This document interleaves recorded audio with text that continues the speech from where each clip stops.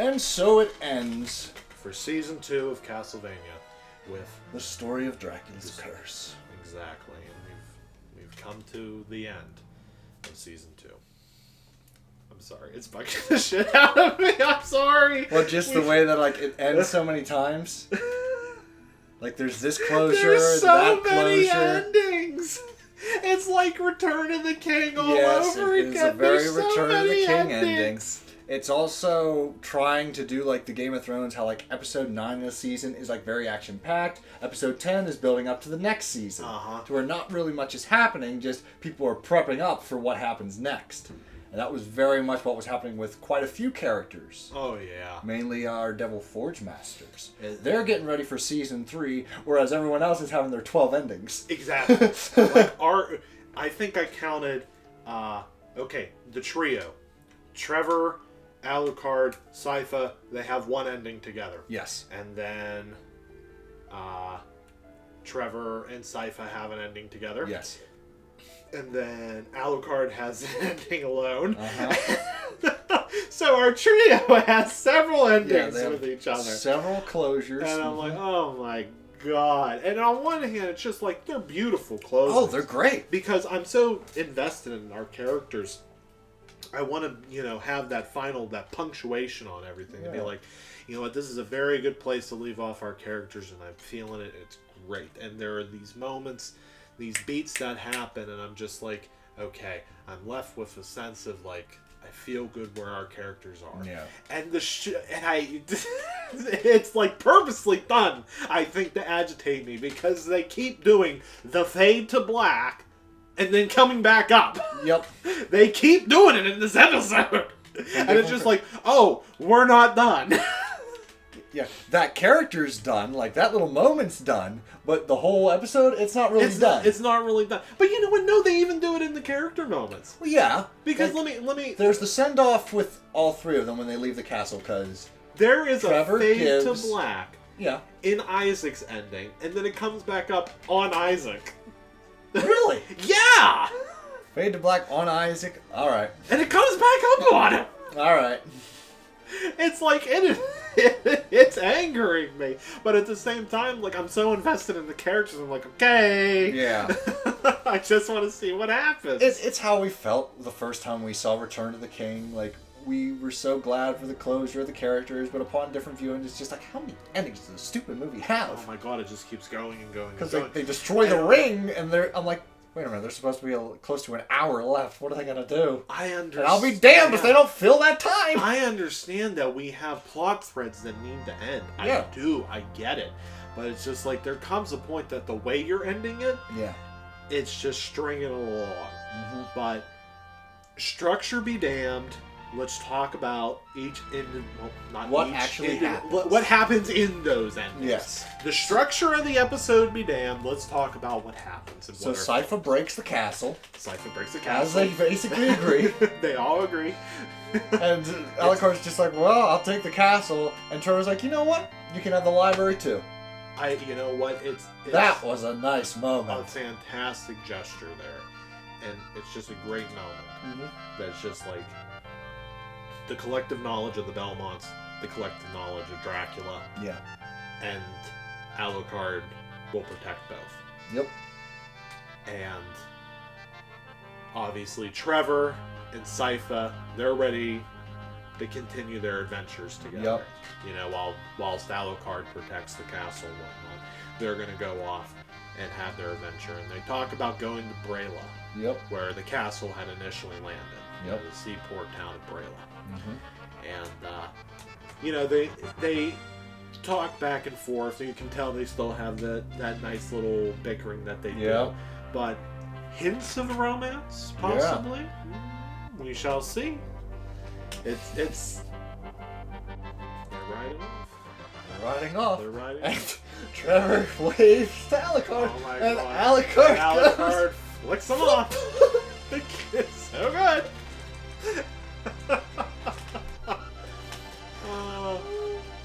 And like that's basically the send off with Trevor and Sypha. Basically, they go off on their own adventures, and they go off to go have their own adventures. Even Sypha's kind of like the nowadays in Belmont. And he's like, hell are you getting like that? But you know what? I think one of the nicest things about that too is where Sypha has, you see where all of our characters, our main heroes have been. Yeah. From Sypha, from being, part of a wandering family, to, seeing the collective written knowledge of the Belmonts and kind of changing her attitude towards the speakers. Yes. And the fact that she, had her homesickness, but in a sense, she's found a new family. Yep. In Trevor. Mm-hmm. And they still have work to do. Yep. Trevor, who's now taken on the Belmont legacy, and he's ready to continue that. They got some Simons and Richters to pop out. Hey, you know what? That's a very important thing. It's just like, it's like, not to, make it too big of a deal, but it's like, yeah, I mean, he's got a family lineage to continue here. It is kind of important. But at the same time, it's the fact that their relationship is building up naturally is very nice. Mm-hmm. And the fact that he's taken on that family legacy now is important as we move forward into the next season. Mm-hmm. And we'll get back to Alucard. Because obviously he's where we end the show. He's the final note.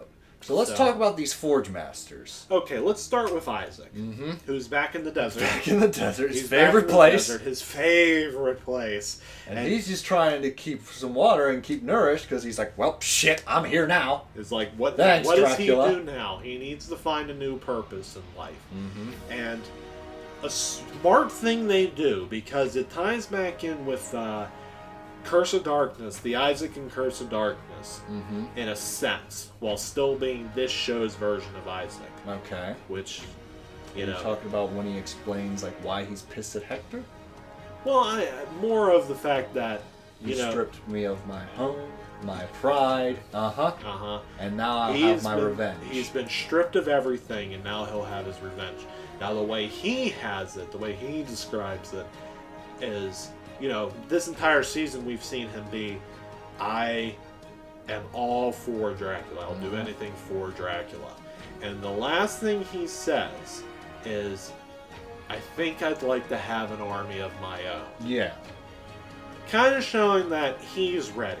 Yeah. To take his own stab at things. Mm-hmm. And that's a nice callback to where his character is in Curse of Darkness and where this character is now. Yeah. And we obviously he starts doing his devil forging on the bandits who try to kill him. Mm-hmm. And he starts building his army. Okay. And we start to wonder where that's going to go for season 3. We'll get back to that. Because we have our other devil forge master. Obviously. Hector. We have Hector. And he's kind of like, whoa, shit. Now, he doesn't know what to do with himself. He basically screwed himself because, now he's throwing his lot in with Carmilla. Yeah. And they're in Brayla. Yeah. And we get this idea that, he seems to think that she views him as something. Yeah. Just like Dracula did. Yeah. Which is Hector's folly. Yeah, because what's funny is that Hector thinks that both of them are left with nothing. They only have each other. Carmilla reveals that, no, I still have quite a bit of my army left. I still have enough of my you're a devil army. forge master. Exactly. You can amp those numbers up quite quickly. So you're my pet now. And I think that's the big thing that he didn't count on. No. A lot of his actions were about, still trying to protect mankind. He's like, they need reduced and numbered and controlled. Yeah. So that's why he throws his lot in with Carmilla. But his biggest mistake was not really realizing that Carmilla is a much, much more cruel person than Dracula ever was. Because the Dracula that he met had his heart tempered by Lisa. Yeah. Carmilla has nothing like that. From what I gathered, she is ice cold. She hates people. And she hates anything she deems as beneath her, which is everything that's not everything that isn't Carmilla. And there is a reason why I wrote it in my notes, but Carmilla Lannister, she's ready to ride. Yeah. And she puts Hector in chains. Yep. and starts dragging him off as her forces leave Brayla to go back to her lands and her castle to start raising her army. For season 3. Yep. Which we will get back to. Who's next? I'm afraid we're back to Alucard, We're back really. to Alucard. Okay, that's right. Because So he goes to actually bask in the castle that he now owns. The Belmont Legacy and the Dracula Legacy. And it's not all it's cracked up to be. No, it's not. You see him the walking first through. thing he does, he goes up the stairs, and there's a ghost of his father. You see the ghost of his father. And I'm just like, oh God, this can only get worse. He goes into his father's study, and he takes the brooding throne. Oh yeah. And he sits there and he sees more ghosts of his past as he sees his mother. I think he even sees a little version of himself. A little version of himself, exactly. Innocent times. Yes. When maybe he saw that study in a warmer light where his father would be in the chair. But now he's in the chair and he realizes and both his parents are gone. Both of his parents are gone. He's alone. That whole castle on the brooding throne. And he breaks. And he breaks. And we end. And that with is the Alucard final in shot. tears. Final shot. Crying. End scene. End episode. End season. Castlevania Season 2. And I was just like this. Well, damn. Exactly. Exactly. Well, damn. A moment of triumph is also emotion driven. Yeah. Sad. It's like, this is what it all came to, and it's just like, oh boy, one of my favorite Castlevania games gets an anime adaptation. This is going to be awesome. What the f***? This isn't Toy Story. Exactly. You're left with the feels. With feels. Exactly. And what a perfect ending to this 2-season story in my mind. Is to really end it on that mark there for our heroes. Okay. It is an ending.